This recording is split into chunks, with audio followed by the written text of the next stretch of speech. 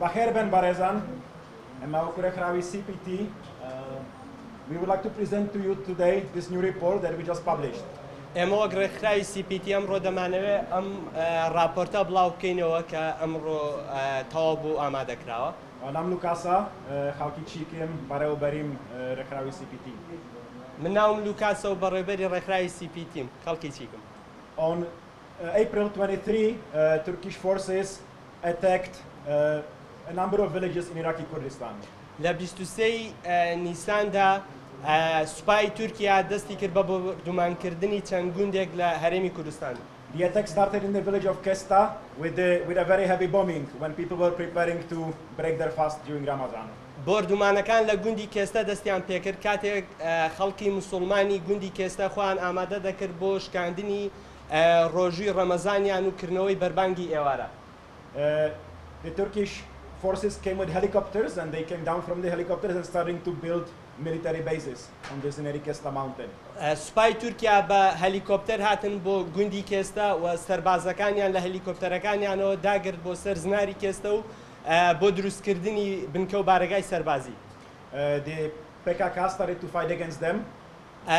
گەریلاکانی پەکەکە دەستیان کرد بە پەرپەرزدانەوەیان و شەڕیان لەگەڵداکردن. And Turkey continued to bomb all the village areas, including fields and eventually even the villages themselves. تورکیا بەردەوامیدا بە بۆردومانەکانی ناوگوندەکان. And first villages that were displaced were Kesta and Hirure. یەکەمین گوند کە خەڵکەکەی ئاوارە بوو گوندی کێستە بوو دواتر بەشێک لە دانیشتوانی گوندی هورورێ. Some of the villages went to village of Chalke. هەندێک لە دانیشتوانی ئەو گوندانە چوون بۆ گوندی چەلکێ. And then the Turkish forces from the bases that they constructed, they started to throw like fire with artillery shells at the villages. تۆپخانەکانی تورکیا لەو بنکە و بارەگا سەربازیانی کە تازە بنیادیان ناون لە کێستە دەستیان کرد بە بۆردومانکردنی گوندی چەلکێ. So then the other villages also fled from Chalke. و دانیشتوانی گوندی چەلکێش و ئاوارەکانی گوندی کێستەش لە چەلکێەوە ئاوارە بوونەوە بۆ جاری تر. In the next few weeks, the Turkish military built the bases, 4 bases on Zineri Kesta. لە چەند هەفتەی دوای ئەوەدا سوپای تورکیا دەستی کرد بە دروستکردنی چەند بارگایەکی تری سەربازی. And they began to expand to the east along the border towards Kanimasi. و دەستیان کرد بەوەی کە ئۆپەراسیۆنە سەربازیەکان بۆ ڕۆژهەڵاتی کێستە درێژ بکەنەوە. So they began to attack other villages like Deshishe, Adne, Ure, Miska. لە درێژکردنەوەی ئۆپەراسیۆنەکەیدا تورکیا دەستی کرد بە هێرشکردنە سەر ئەدنێ، دشیشێ، میسکە، ئورە. As they were attacking, in Miske, they damaged a church and some houses. لە بۆردومانەکانی میسکێدا کەنیسەیەک و هەروەها چەند خانوویەکی هاوڵاتیانی مەدەنیان بە ئامانج کرد. In Adne, they damaged a water project for 9 villages. لە ئەدنێ پرۆژەیەکی ئاودێریان وێران کرد کە سەرچاوی دابینکردنی ئاو بوو بۆ 9 گوند. And then they also in Deshishe, they injured a farmer who went to his land to irrigate the farm. لە گوندی دیشیشێ گوندنشینێکی گوندی دیشیشێ بریندار کرا لە کاتێکدا سەرقاڵی ئاودانی زەوی زارەکانیان بوو. So more villages were displaced. بەهۆی ئەوەوە هەندێک لە گوندەکانی تریش ئاوارە بوون. CPT went to speak to villagers from several villages from Kesta and Hirure. تیمی کوردستانی عێراقی CPT سەردانی ناوچەکەی کرد بۆ ئەوی لە نزیکەوە دانیشتوانی گوندی هورورێ و گوندی کێستە ببینێت. We saw the burnt land, many burnt trees and many donums of burnt land in the mountain. ئێمە بە چاوی خۆمان چەندان دۆنم زەوی کشتوکاڵی و زەویمان بینی کە بەهۆی بۆردومانەکانەوە دەسووتان. We heard a lot of fear from people saying that we don't want to leave our land, but maybe we will have to. ئێمە ترسمان لە چاوی هاوڵاتیانی ئەو گوندانەدا بەدی دەکرد کە دایانگوود ئێمە نامانەوێت نیشتیمانی خۆمان نامانەوێت خاکی خۆمان بەجێ پێڵین بەڵام ناچارین کە لە ئێستادا بەجێ پێڵین. Kak Said from village of Kesta told us what Saddam was not able to finish, maybe Turkey will finish now. کاک سەعید یەکێک بوو لە پیاوە بەتەمەنەکانی گوندی کێستە بە تیمی کوردستانی عێراقی CPT گوت ئەوەی کە سەدام پێی نەکردین لە ئێستادا تورکیا پێمانی دەکات. So we have recorded and documented the impacts on the civilians of this attack. ئێمە هەموو ئامارەکانی قوربانیان و زیانی هاوڵاتیانی مەدەنیانماندا لەو راپۆرتەدا بە بەڵگەنامە کردووە. At this moment, there are more than 22 villages displaced. لەو کاتەی ئێستادا زیاتر لە 22 گوند بەهۆی ئەو ئۆپەراسیۆنەوە ئاوارە بوون. So only in Kanimasi, there are around 150 families that had to leave. 150 families. تەنها لە کانیماسی لە سنووری ناحی کانیماسێ زیاتر لە 75 گوند چۆڵکراون. In Avashin, where the fight is still going on between Turkish forces and the guerrilla. لە ئاڤاشین لە ناوچەی ئاڤاشین تا ئێستاش پێکدادانەکان لە بینی سوپای تورکیا و گەریلاکانی پەکەکە بەردەوامە. There are about 16 villages that had to be evacuated because of this. نزیکەی 16 گوند لە ناوچەی ئاڤاشین بەهۆی ئەو بەردومانانە چۆڵکراون. In Herure, we saw the Turkish base together with the farmers and the villagers. لەگەڵ جووتیاران و گوندنشینانی گوندی هەرورێ تیمەکەی ئێمە بارەگا سەربازیە نوێیەکەی تورکیای لەسەر چیای پشتی هەرورێ بینی. Last week, when the farmers went to their land, the Turkish soldiers came down from the base. هەفتەی ڕابردوو کە جووتیارانی گوندی هەرورێ ویستیان بچن بۆ سەر زەویە کشتتوکاڵەکانیان و زەویە کشتتوکاڵەکانیان ئاو بدەن سەربازانی سوپای تورکیا لەو بارەگا سەربازیە هاتنە خوارەوە بۆ ناو گوندی هەرورێ. They came with a translator and told the farmers that from now on you cannot come to your land anymore. سەربازەکان لەگەڵ وەرگێڕێکدا هاتنە ناو گوندەکەەوە لەگەڵ جووتیارەکان قسەیان کرد و بە جووتیارەکان و گوندنشینانی گوندی هەرورەیان گوت کە لەمە دوا ئێوە بە هیچ شێوازێک ڕێگە پێدراو نین بێنەوە سەرزەوی وزارەکانتان.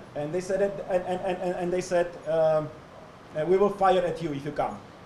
بە گوندنشینانی گوندی هەرورەیان گوت ئەگەر ئێوە بگەڕێنەوە بۆ ناو زەوی وزارانە ئێمە بردومانتان دەکەین. And we will consider you that you are guerrilla if you come to plant your field. و ئێوە وەکو گەریلاکانی پارتی کرێکاران هەژمار دەکەین ئەگەر بێنەوە بۆ ناو زەوی وزارەکانتان.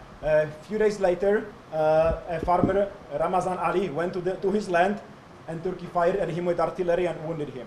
هەر لە دوای ئەو ڕووداوە چەند ڕۆژێک دوای ئەو ڕووداوە گوندنشینێکی گوندی هەرورێ بە ناوی ڕەمەزان عەلی سەردانی زەویزارەکەی خۆی کرد بۆی ئاوی زەویزارەکەی بدە سەربازانی تورکیا تۆپخانەکانی سوپای تورکیا لەو بارگا سەربازیەوە بردومانی ڕەمەزان عەلیان کرد. So as CPT, we are very worried that what is happening now is not just an operation that will finish very soon. ئێمە وەک تیمی کوردستانی عێراقی CPT نیگەرانین کە ئەوە تەنها ئەو ئۆپەراسیۆنە سەربازیە نییە کە تورکیا لێرەدا ئەنجامی دەدا. We are very worried and afraid that this is an attempt to occupy the border of Kurdistan. ئەمە داگیرکردنی ئێمە نیگەرانی لەوەی کە ئەوە داگیرکردنی سنووری نێوان عێراق و ئێرانە لە هەرێمی کوردستاندا. The military bases are already connected by roads to Turkey. ئەو بارگا سەربازیانەی کە دروست کراون لە ئێستادا ڕێگان بۆ چووە ڕێگان بۆ دروست کراوە. The military forces continue to the east towards the area that they already control from before. سوپای تورکیا و ئەو ئۆپەراسیۆنەی کە تورکیا دەستی پێکردووە لە ئێستادا نەک بە تەنها بۆ ڕۆژهەڵات بەڵکو بۆ ڕۆژئاوای گوندی کێستەش درێژ دەبێتەوە کە پێشتریش لەوێ ئۆپەراسیۆنی سەربازی ئەنجام دراوە و پێشتر داگیر کراوە ئەو ناوچەیە. We are very worried that the farmers, that the families that were displaced from their villages will never be able to come back. ئێمە مەترسی ئەومان هەیە کە ئەو خانەوادانەی و یاخودە گوندنشینانەی کە ئاوارە بوون هەرگیز نەتوانن بگەڕێنەوە بۆ سەر ماڵ و حاڵی خۆیان. Not only because of the bombings, but also their land is taken. They don't have any more land. Many of the land was burned, and also many of the animals are gone now that they have. ئەو مەترسی ئێمە تەنها سەبارەت بەوە نییە کە بردومان بکرێن بەڵکو لەبەرەوەی کە خاکەکان داگیر کراوە لە ئێستا خاکەکان لە دەستی گوندنشیناندا نییە بەڵکو لە دەستی سوپای تورکیادایە و ئەو ئاژەڵ و مەڕووماڵاتەی کە هەیەیان بووە هەمووی فرۆشراوە و فرۆشتویانە. And the bombing also doesn't only impact the villagers who live there, but also other people who come to Kanimasi for tourism, for picnics, or to collect the wild plants. ئەو بردومانانە بە تەنیا گوندنشینانی ناوچەی کانیماسەی زەرەری لە ئەوان نەداوە بەڵکو زەرەر و زیانی هەبووە بۆ ئەو خەڵکانەی کە وەکو گەشتیار دێنە و ناوچەیە یاخود گژوگیای خۆڕسکی بەهارە لە شاخەکانی دەوروبەری کانیماسێ کۆ دەکەنەوە. So we created this map for the report that shows the area that Turkey already controls from 2017, 18, 19 and 20. ئێمە ئەو نەخشەیەمان دروست کردووە کە لەو نەخشەیەدا ئەوە ڕوونکراوەتەوە کە تورکیا لە ساڵی 2017 و 18 و 19 و 20دا کە چۆن خاکی هەرێمی کوردستان و ناوچە سنووریەکانی داگیر کردووە. And so what we see is an attempt to connect all those areas now and to create a zone that Turkey is calling security zone. ئەوەی کە ئێستا ئێمە لەو نەخشەیەدا دەتوانین بیبینین ئەوەیە کە تورکیا هەموو ئەو ناوچانەی کە داگیر کراوە دەیەوێت بەیەکەوە بیبەستێتەوە و ناوچەیەک دروست بکە کە پێی دەگوترێ تورکیا وەک ناوچەی ئارام یاخود ناوچەی ئەمنیەت ناوی دەبات. We are afraid and worried that Turkey will never leave from this area. ئێمە نیگەرانی خۆمان دەردەبڕین و مەترسی خۆمان دەردەبڕین لەوەی کە تورکیا هەرگیز ئەم ناوچانە چۆڵ نەکات. We will share the report with consulates, with governments, with international organizations. بەڵێ بە دڵنیاییەوە ئێمە ئەو راپۆرتە لەگەڵ ڕێکخاوەنێ دەوڵەتیەکان و حکوومەتەکاندا شێر دەکەین و لەگەڵیاندا بڵاوی دەکەینەوە. We believe that all the governments that are selling weapons to Turkey and that have business with Turkey. ئێمە بڕوامان وایە زۆربەی وڵاتانی دەرەوە بازرگانیان لەگەڵ حکوومەتی تورکیادا هەیە و هەروە چەک دەفرۆشن بە حکوومەتی تورکیا. All those governments that are not saying anything to Turkey and they are not stopping it. So European Union, United States that have very good relationships. هەموو ئەو وڵاتانەی کە بێدەنگن لە بەرامبەر ئۆپەراسیۆنی داگیرکاری تورکیا ئەوانە هەماهەنگ و هاوکاری تورکیان و چەکیان پێدەفرۆشن. It's the responsibility of the Kurdistan government and the Iraqi government to protect civilians. ئەوە بەرپرسیارەتی حکوومەتی هەرێمی کوردستان و حکوومەتی فیدراڵی عێراقە کە پارێزگاری لە ماف و ژیانی هاوڵاتیانی مەدەنی هەرێمی And کوردستان. so one of the things that we are asking is that they should take action. یەکێک لەو شتانەی کە ئێمە لەو راپۆرتەدا ئاماژەمان پێ کردووە و داوامان کردووە ئەوەیە کە پێویستە هەڵوێست بنوێنن. And ask for the end of the attack and support the people who are displaced. داوامان کردووە کە ئۆپەراسیۆنەکە کۆتایی پێبێ و پشتیوانی و پشگیری پێشکەش بە خەڵکی ئەو شوێنانە بکەن. Yeah, we didn't mention this because we also heard the same. I mean, we heard that happened. ئێمە ئەوەمان زانیاری ئەوەمان پێگەیشتەوە بیستمانە کە تورکیا چەکی کیمیایی بەکارهێناوە. So we had no way how to confirm it. So we didn't put it in the report. ئێمە هیچ بەڵگەیەکمان لە بەردەستدا نەبوو بۆ ئەوەی کە بیسەلمێنین تورکیا چەکی کیمیایی بەکارهێناوە بۆی ئێمە ئاماژە. We are not surprised because Turkey has been doing this many times in the past. ئێمە شۆک نابین و سوپرایز نابین بەوەی کە تورکیا چەکی کیمیایی بەکارهێنابێت لەبەرەوەی لە ماوەی ڕابردووشدا تورکیا چەندیندا چەکی کیمیایی بەکارهێناوە.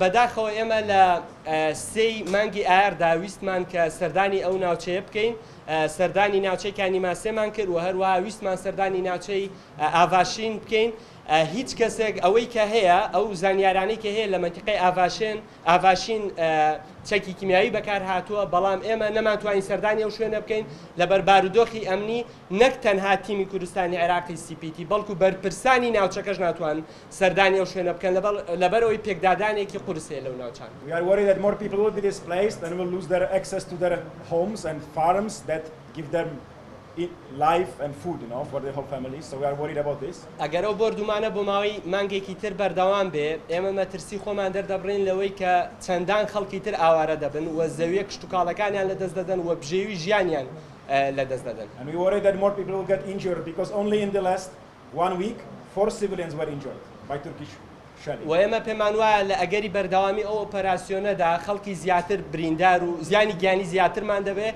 چونکە تەنها لە ماوەیەک هەفتەی ڕابردوودا 4 هاوڵاتی مەدەنی بریندار بوون.